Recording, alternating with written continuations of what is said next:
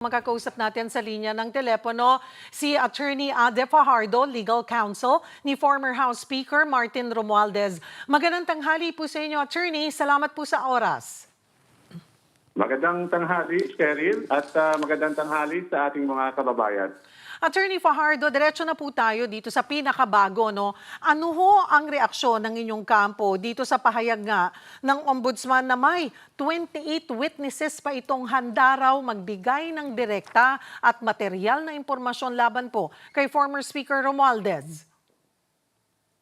Yan po ay kinagulat namin dahil hindi naman po yan nakasama doon sa unang paglabas ng kanilang asunto o reklamo sa Ombudsman po, no? Ang aming sinagot doon ay yung sinasabing may mga testigo na 8 Marines, no, na nag-execute ng kanya-kanyang affidavit para palakasin ang alegasyon na sila ay nagdala ng limpak-limpak na salapi sa bahay ni Congressman Romualdez dito sa Taguig, no? At yan ay hindi natin inaasahan kaya kami nagugulat at parang naiiba-iba ang direksyon ng habla. Nakaabot na ho ba sa inyo yung anumang affidavit o notice tungkol po dito sa 28 testigong ito o sa media nyo pa lamang po narinig yung bilang na 28? Maliban po doon sa press release na inilabas ostensibly by the Office of the Ombudsman at sa mga balita nga patungkol dito, wala pa kaming nakikitang ganong klaseng mga affidavit, no? Siyempre, kailangan namin suriin na yan, basahin isa-isa at i-address individually para magkaroon ng depensa naman. Pagkakataon, si Congressman Romualdez na sagutin ang mga ito. Sinabi po ng Ombudsman na yung 28, mga aktibong uniformed personnel at sumasailalim na nga po sa legal na proseso. May impormasyon na ho ba kayo kung sino-sino yung mga ito at kung ano mismo yung sinasabi nilang personal nilang nalalaman? Pare-pareho po tayo. Wala po kaming idea, no? Maliban doon sa press release, as I mentioned, wala kaming kaalam-alam kung ano ang identities nitong mga personalidad na ito. At tila bagay dinadagdagan habang patuloy yung investigasyon. Nung una ay pinipilit nila maging state witness si dating Secretary Bonoan na hindi naman nangyari. At in-attach nga ito mga affidavit ng mga Marines na bumabalentong na ngayon o nagsa-somersault na. At ngayon naman ay sinasabing aktibong personnel na sa whether it is in the police or security forces, hindi po namin alam, no? Kaya kami ay nagugulat at para bagang may special na atensyon para sa kaso ni Speaker Romualdez. Mahalaga rin po yung salitang ginamit ng Ombudsman Attorney Fajardo, direct and material information. Sa inyo pong pagkakaunawa, ibig bang sabihin po nito may mga testigong personal na nakasaksi sa umano'y cash deliveries o may iba itong uri ng impormasyon? Wala po kaming idea, no? We can only speculate. Manghuhula lang kami kung anong nilalaman itong mga testimonya ng so-called 28 additional witnesses, no? Pareho lang po tayo. Kami nag-aabang din kung ano talaga nilalaman ng mga testimonya ng mga ito. Since ganito nga po nailabas na ito ng Ombudsman na may additional 28, doon sa legal na proseso, doon po para sa kaalaman naming mga hindi naman kami eksperto doon sa proseso, kailan kayo magkakaroon ng impormasyon? Kailan kayo makakakuha ng mga salaysay nito? Well, in the interest of fairness, no, at fair play, ini-expect namin o umaasa kami na kami bigyan ng kopya nitong mga so-called additional testimonies or affidavits nitong 28 additional witnesses. No? But without, kung hindi kami bibigyan ng kopya, wala po kami, we have no way of knowing po. So kami umaasa na sa pantay na investigasyon, walang kinikilingan, ay kami bigyan din ng kopya nito bago ito resolve or bigyan ng desisyon ng Office of the Ombudsman. So anytime they should be giving you copies? Ini-expect po namin yan, inaasahan namin dahil nga siyempre hindi pa naman tapos ang preliminary investigation dito. Yan ay patuloy pa at nagpapalitan pa ng mga papeles doon sa Office of the Ombudsman. Samantala po, nakapagsumite na kayo ng supplemental counter affidavit na may kasamang salaysay ng 25 former drivers at security aides ni Zaldico. ano yung pinakamahalagang bagong ebidensyang inilatag po ninyo sa Ombudsman? At nakausap nyo na ho ba si Congressman Romualdez? Ano yung kanyang saloobin dito sa mga development? Of course, we share the elation. No? Natutuwa kami. I'm sure kasama na rin si Congressman Romualdez dito sa mga developments na ito kasi ito ay nagpapatunay ang simula pa noon na itong mga pekeng testimonya na ito ay mga acts of destabilization against the administration. No? Ito ay paninira at paggigiba ng administrasyon. At ito ay napapatunayan dahil nga itong additional affidavits ay nagpapatunay na walang ganyang pangyayari. Isang grupo lang po ang pinagmulan ng mga ito. Sila ay mga dating empleyado ni Zaldico, ang kanyang korporasyon na SunWest at ang kanyang party list. No? So kung ang isang sangay nito or isang malaking grupo nito ay nagsasabi na walang ganyang pangyayari, paano natin paniniwalaan yung sinasabi ng iba naman na merong ganyang pangyayari at alam nga natin na talagang hindi po kapanipaniwala yung kanilang mga salaysay na mula sa pool pa lang ay sinabi na rin na eventually ng Department of Justice na ito ay perjurious no or kasinungalingan at libelous, ibig sabihin paninirang puri. Kaya hindi namin maintindihan kung bakit ang isang sangay ng pamahalaan ay nagsasabing ito ay kasinungalingan ay iba naman kung sakali man na i-resolve to against at hindi i-dismiss, yun pa ay magiging conflicting resolutions eventually ng dalawang sangay ng gobyerno.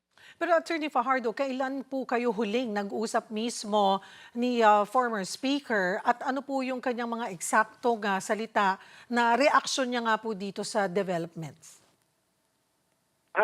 Siya po ay natutuwa lang no na nagkaroon tayo ng isang magandang paglalahad nito mga affidavits na ito at yan naman ang kanyang saloobin no na mula sa pool ay talagang walang ebidensya laban sa kanya no? Maliban sa the mere fact na he was Speaker of the House when the 2025 budget was passed no pero kung yun lang ang magiging basihan po ng kaso ang dami pong nakapirma doon no including the executive department kaya siya ay nagtataka kung bakit ba parang siya ay sinisingle out dito na marami namang ibang binanggit. No?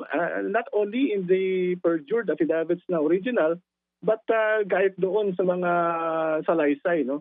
ng original na nagpunta doon sa Club Filipino. No? In fact, kung maalala natin, pati mga investigador daw ng International Criminal Court ay dinala ng salapi. Talagang ano po ito, no?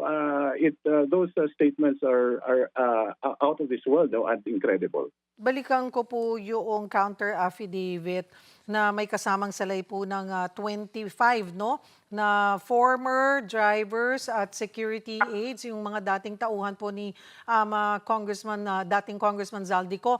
Paano niyo po natukoy yung mga saksing ito at kailan sila nagsimulang makipag-ugnayan po sa inyong kampo?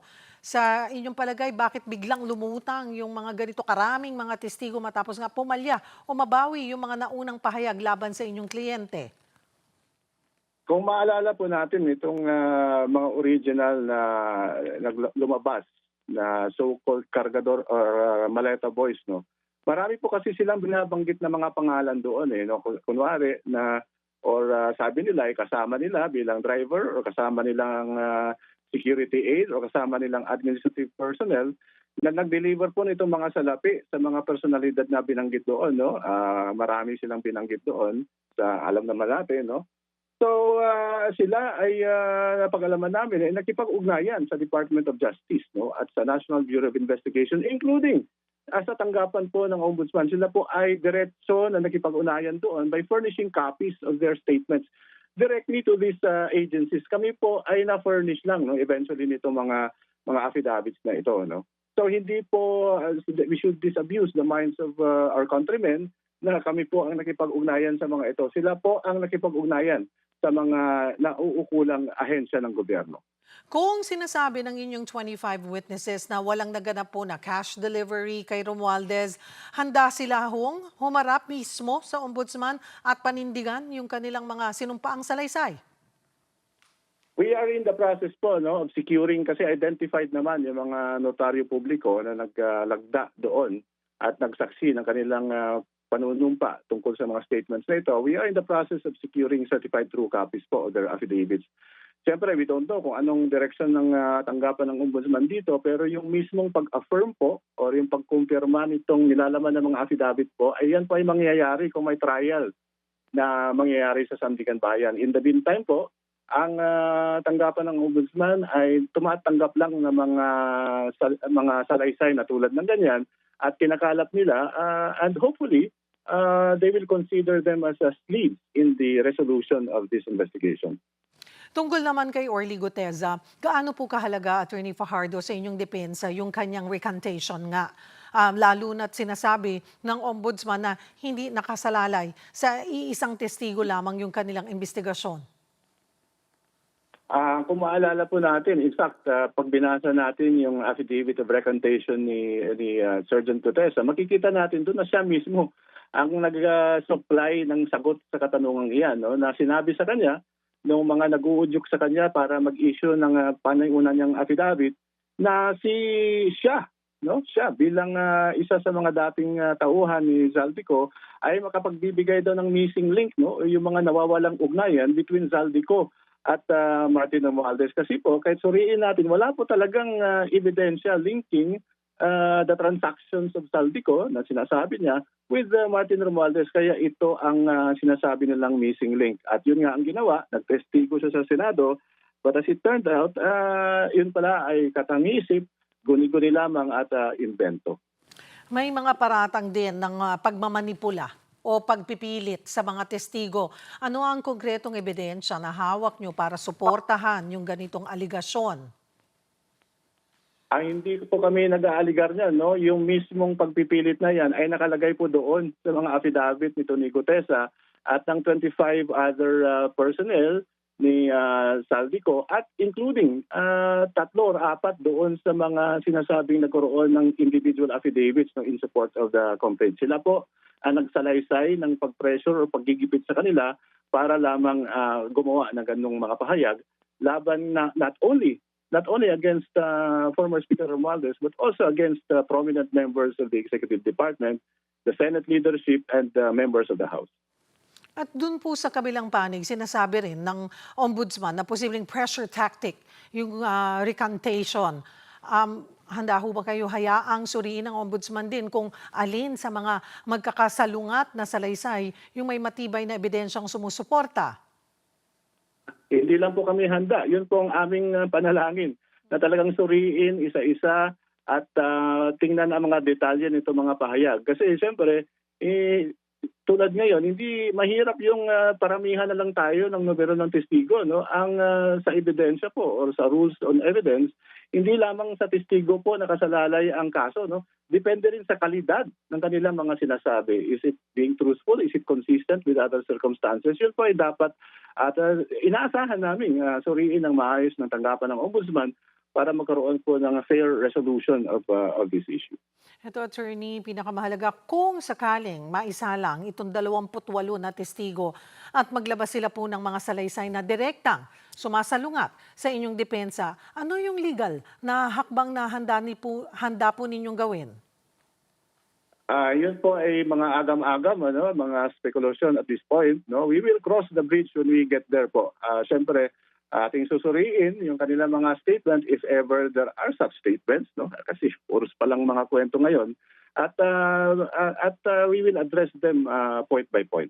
At ngayon po, matapos maisumiti yung inyong supplemental counter affidavit, ano yung inaasahan, inyong susunod na hakbang ng ombudsman at ano rin na ang inyong hinihiling na dapat muna nitong isaalang-alang bago maglabas ng desisyon? Tulad nga po ng sinabi ninyo, marami na pong testigo rito sa mga salaysay, mga kwento na lumalabas tungkol sa kaso nitong sa flood control. At kami ay umaasa, we should expect a fair and impartial evaluation of the evidence so far submitted. At because of that, kami ay malakas ang loob at nagtitiwala na ang isang patas at pantay-pantay na pagsaalang-alang sa mga ebidensyang ito ay magresulta sa pagdi-dismiss po ng mga kasong ito against Congressman Romualdez. Marami pong salamat sa inyong oras, Attorney Ade Fajardo, Legal Counsel ni former House Speaker Martin Romualdez.